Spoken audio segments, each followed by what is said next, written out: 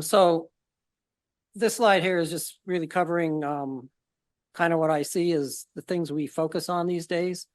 I work for a regulated electric utility, the one with the largest footprint in New Mexico, PNM. And as Lori mentioned earlier, we pretty much do our planning processes, acquire our resources through state mandated regulatory processes that lead to a lot of input, a lot of positions that the different stakeholders take. But we also have to focus on the technologies out there, the economics of those technologies, and try to keep electricity in the state at a reasonable cost to people. So one of the things that's important is that our stakeholder process, particularly the IRP process, which we completed and filed an IRP in December of 23. We've made an amendment to that was filed recently, but we'll be starting our next IRP process next year and engaging stakeholders next year on that. It's a 3-year process. Every 3 years we go through this and we define the technologies that will serve New Mexico over the next 20 years. It's kind of important that we see maybe some of the things as I'm going through this and I watch where we are on that. Near-term things are largely picking technologies that are fairly certain, but they're not necessarily the best interest in the long term. So we're seeing things like the development of longer-term storage and possibly some of these other types of ways to get energy is becoming more and more important as to what really looks sustainable going down the road. So the transition to cleaner energy isn't new. We purchased power from a first large-scale wind farm back in 2004. That was a 200 megawatt facility in eastern New Mexico. It was built by NextEra. That original facility has actually been completely repowered with newer turbines. The life of the originals were about 15 years, so those have been replaced. But that's how far back things went. But the claim to renewables probably was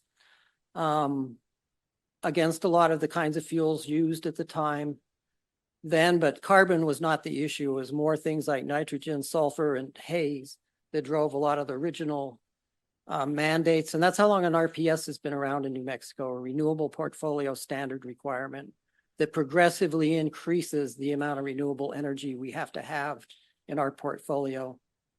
Certainly more recently, the drive has been to reduce carbon. And that's been a big focus of what we are doing now is really shutting down coal entirely and over time, all of the gas resources that we use that run on natural gas. What we're seeing in that is that there's uncertainty as we start looking out past 2030 on what are we really going to use. The technologies in place today produce a lot of abundant energy, and but we need better technology to start managing that energy. We're already as a company struggling to control the amount of generation we have during the day when the sun is up and not having to curtail that because there's so much over generation on the system. As a company, we're expecting to be approaching 70% renewables by next year with resources going in terms of energy to load.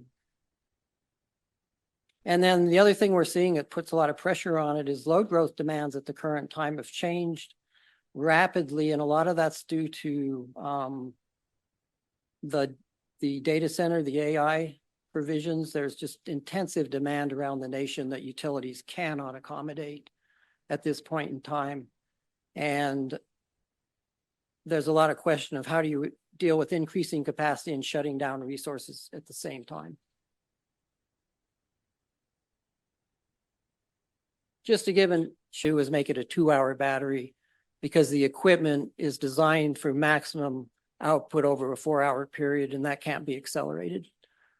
But what we need now is starting to move into needing true energy storage that can last 8 hours and 12 hours as we go into increasing levels of penetration.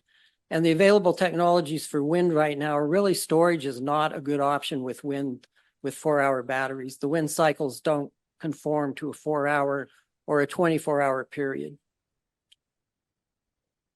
So as we go out further, we are seeing that we're trying to add in there We'll still have more 4-hour storage. We'll still have more wind and solar, but we're trying to get to longer term storage. And our plan includes things that might be 24-hour and up to 3 days worth of storage. And that's really where we feel somewhat challenged. This picture is also showing the total installed capacity we expect to have going out over time. And you can see that today we're at about 3,000 megawatts, and we will need to get to about 8,000 megawatts. That's a combination of all the capacity of batteries plus energy producing resources and other technologies by 2042. The chart on the right there is really showing what our energy mix will look like. So those all add up to 100%. There's obviously more energy by 2042 because there's load growth. This is showing how the mix is expected to be served. So solar will by 2042 provide the majority of the energy. Wind is something we're hoping to add substantially more of, but the big hurdle to wind is going to be getting transmission built. And I'll touch on that in a minute here. Nuclear is staying constant. We do not currently have plans for more nuclear, but that could easily change depending upon how the industry moves forward. But that's just kind of giving you an idea of what the energy picture looks like. And then this is a picture many people have seen before. This shows as of 2022 where all the solar utility scale solar is located and utility scale wind across the country. And if you look there at New Mexico, you can see that we're sitting right where you're very close to good wind regions with good wind regions in eastern New Mexico.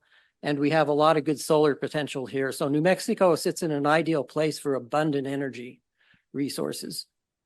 We do find that there is no interest in taking New Mexico wind east. And if you look at the maps, you can see why. They've got plenty of wind of their own. And there's no interest in taking New Mexico solar west because California and Arizona have abundant solar resources of their own. And we sit on the edge of the western grid as PNM. Eastern New Mexico is actually in the eastern grid, so there's very little infrastructure for transfers of power. So one of the things that we're really looking at as we go forward is what kind of storage technologies are going to be out there. These kinds of things have been mentioned in the past. Some of these we have prototypes or estimated costs and characteristics for them that we include in our models as we do our IRP planning. Others have been too speculative to even have that kind of information, but the certainty of almost any of the longer term stuff is unknown. And there's a wide range of different concepts